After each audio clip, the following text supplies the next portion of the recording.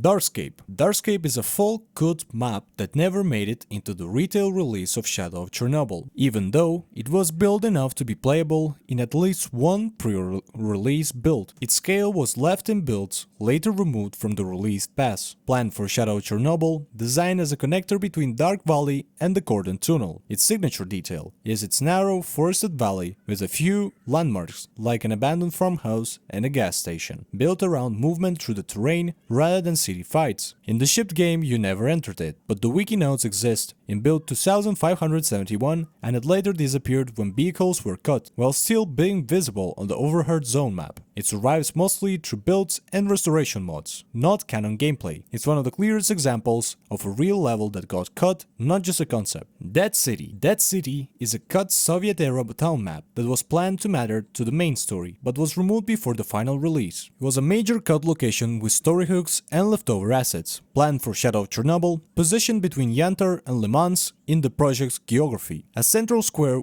with a Lenin statue and a layout that supports faction territory and urban angles. The wiki states it appears in the earlier builds, most notably build 9035, where it's explorable, and that in the retail game there are still signs pointing to it, including a map behind Lukash that labels Dead City. The level's idea and the assets live on true builds on mods, while the urban faction stronghold concept gets reused elsewhere in the series. The wiki also notes leftover dialogue data in files tied to how it was intended to feed the storyline, showing it was cut late enough to leave scars in the content pipeline. Swamp. Build 1935. This is not Clear Sky's Great Swamps, it's an earlier Shadow of Chernobyl era swamp map that was planned as a visitable level, then cut. Cut location with a build era implementation. Shadow of Chernobyl development, build labeled as 109 swamps. Its signature detail was marshland traversal bridges and the low ground bad visibility feel that fits classic zone pacing. The wiki says it was one of the locations the player was supposed to visit in Shadow of Chernobyl, but it didn't ship. The swamp concept returns later in Clear Sky as the Great Swamps, but this specific build era level is its own artifact. It shows how early Shadow of Chernobyl world map had more connective tissue than the final retail route. Old Bar. Old Bar is a cut settlement map most strongly associated with build 1865 and is basically a different era hub that was shipped. Its origin goes back to Shadow of Chernobyl development, urban type settlement with a S.T.A.L.K.E.R bar and a duty base. Its signature detail is explicitly connecting south to garbage, east to Yantar and north to army warehouses, so it was designed as a traffic junction. You don't see it in the retail game, but it exists as a playable build era location and includes a recognizable proto-bar structure. The shipped bar roster concept is rebuilt later in different form, rather than this exact map surviving. It's a perfect example of the dev team discarding a whole hub layout and resolving the problem with a new map approach. Milrad. Milrad is a cut location described as a countryside region between Dead City and the army warehouses, with a mix of forest and open space. Cut mid-sized connector region. Shadow of Chernobyl development positioned as a route between major areas. The map is described as alternating forests and open fields, which would naturally support ambushes and long sightlines. It is not in the retail game, and the wiki frames it as an unrealized cut location. The page explicitly notes the map was later used as a base for Le Mans and the Red Forest in Clear Sky, meaning its geometry or concept didn't die, but migrated. Deadmill. Deadmill is another cut connector style countryside location, a game positioned between Dead City and the army warehouses. During Shadow of Chernobyl development, an unrealized location used in early world planning. The wiki describes it as having a small forest and open countryside, suggesting it was meant to feel like transitional zone space rather than a landmark heavy set piece. It doesn't exist in retail and survives as documented cut content. Like Milrad, it's a part of the missing middle of Shadow of Chernobyl early world layout, maps that made the zone feel bigger by adding in between regions. These cuts connectors explain why some routes in the ship game feel more teleporty than the original geography implied.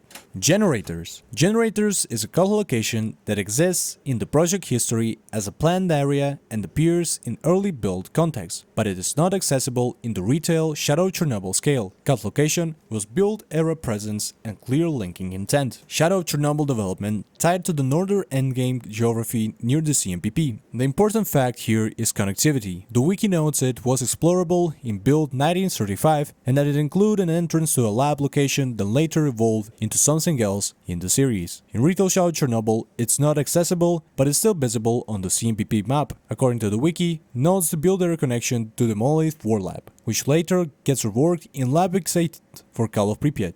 Generators is a strong example of retail cut later reinvented, where the exact map didn't ship, but the function and connected lab concept returned. Monolith Warlab. Monolith Warlab is an unreleased laboratory location tied directly to the cut content pipeline around generators. During Shadow Chernobyl development, connected to the generators in build 1935, it's presented as a dedicated lab space that would have extended the endgame's Monolith infrastructure feel. It is not part of Retail Shadow Chernobyl and exists primarily as documented cut content and build era linkage. The wiki explicitly states it was later changed into Lab X8 in Call of Pripyat, making it one of the cleaner, cut, transformed ship later chains. It shows that some of Shadow Chernobyl's most iconic lab horror ideas were still being reshaped across multiple titles.